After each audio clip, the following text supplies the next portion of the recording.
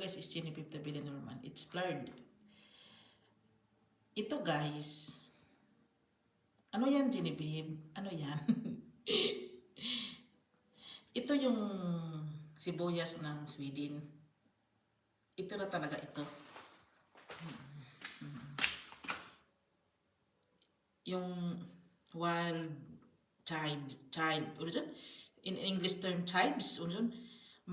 Parang mayroon naman ito sa China. Pero Swedish kasi dito. Dito talaga kasi ito tumubo. Tingnan nyo.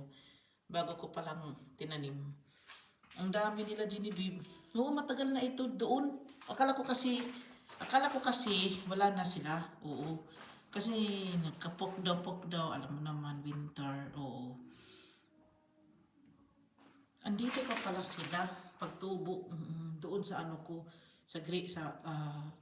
Kabilang siya sa ano. Sa alam mo naman alam mo na kasi nag winter tapos doon ko itinanim sa ano yung ba sa strawberry yung iba kasi ninakaw yun, nilagay ko lang kasi doon, naguluhan ako, nawala yun. Now kung mawawala lang pala ito ideya na ito, kinuha ko na lang, nilagay ko dito. In fairness madami pa sila. Seedling pa lang yan guys. Seedling yan. Oo.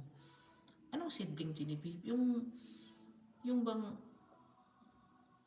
kinuha ko doon tapos I interpreting another. Oo.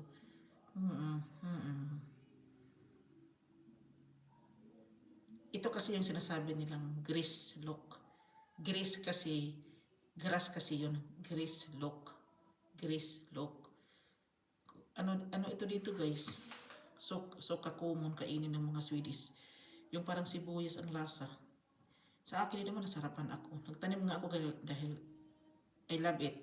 Guys, dito na lang ako. Maraming salamat. Bye.